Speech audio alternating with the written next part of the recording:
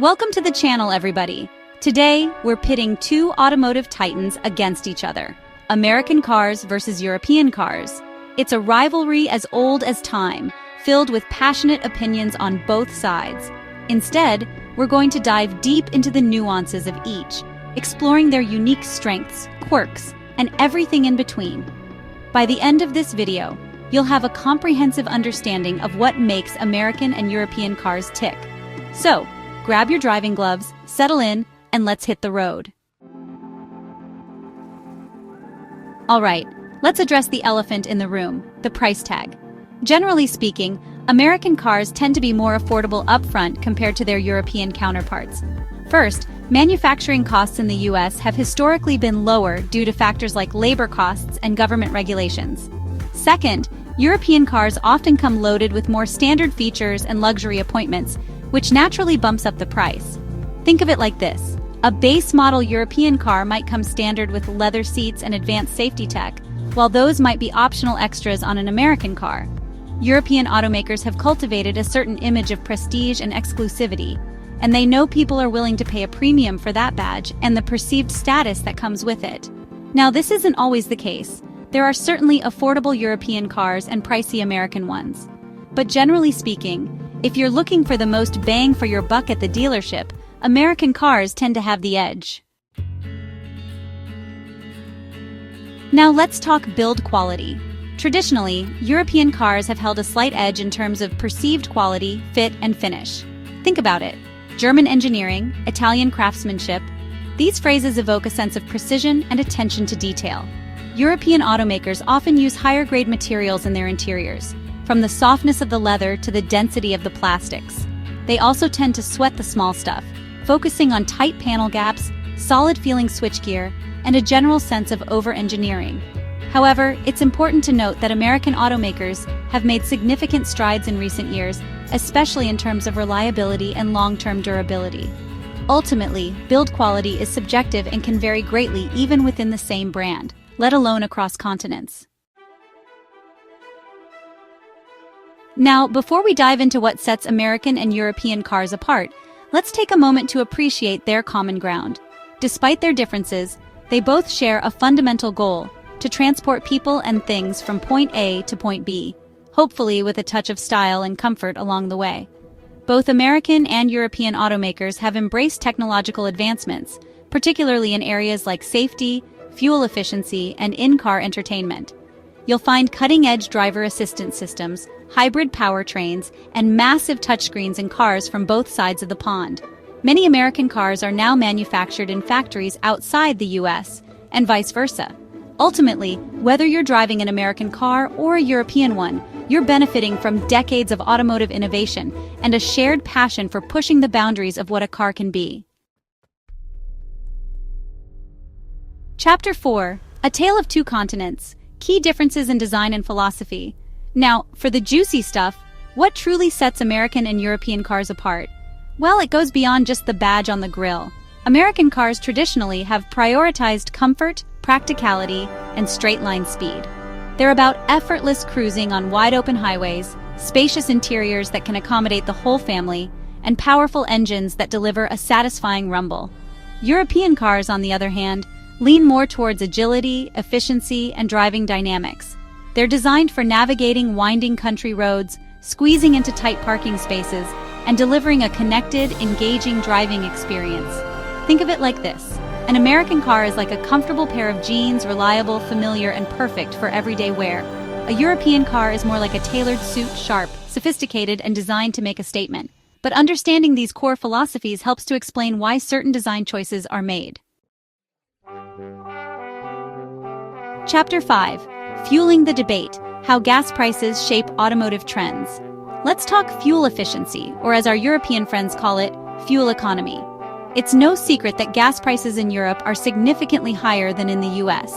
In Europe, where fuel is often treated like liquid gold, there's a strong emphasis on smaller, more fuel-efficient engines. Turbocharging, diesel engines, though less common now, and hybrid technology are far more prevalent in Europe as a way to squeeze the most miles out of every gallon or liter. American cars, on the other hand, have historically been thirstier, thanks in part to a love affair with large displacement engines and a less urgent need to conserve fuel.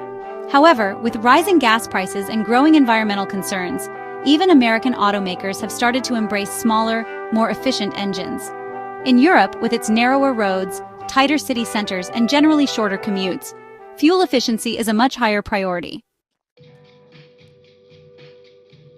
Chapter 6. The long and winding road longevity of American versus European cars. Now, let's talk about longevity. When it comes to which cars are built to last longer, the answer isn't as clear-cut as you might think. Historically, American cars had a reputation for being somewhat less reliable than their European counterparts, especially as they aged. However, as we mentioned earlier, American automakers have made significant strides in recent years, and many models now boast impressive reliability ratings. European cars, on the other hand, have often been associated with higher maintenance costs as they age. Ultimately, the longevity of any car, regardless of its origin, comes down to a multitude of factors: build quality, maintenance history, driving conditions, and even a little bit of luck. One of the most noticeable differences between American and European cars is their size. It's no secret that Americans have a love affair with large vehicles. SUVs, pickup trucks, and spacious sedans reign supreme on U.S. roads. First, America is a vast country with wide open spaces, so there's less of a need to conserve space on the road.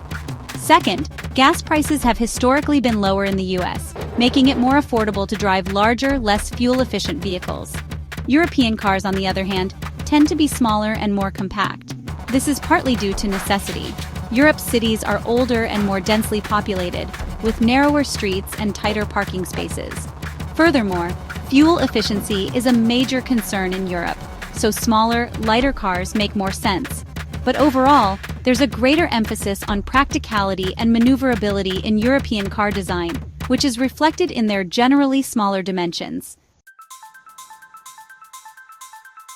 Now, let's talk about the fun stuff: performance cars. When it comes to high-performance vehicles, American and European automakers have taken very different approaches, each resulting in iconic and thrilling driving experiences. American muscle cars, born in the golden age of the American automobile, are all about raw power and straight-line speed. Think roaring V8 engines, rear-wheel drive, and a focus on quarter-mile times. These cars are designed to evoke a visceral, almost primal sense of excitement, and they do so with tire-smoking gusto. European sports cars, on the other hand, prioritize handling, agility, and precision. They're about carving corners with surgical precision, feeling the road through the steering wheel, and achieving a harmonious balance between power and control. But it highlights the fundamental difference in philosophy when it comes to high-performance driving. To truly understand the differences between American and European cars, it helps to take a step back in time and look at the history of the automotive industry on both sides of the Atlantic.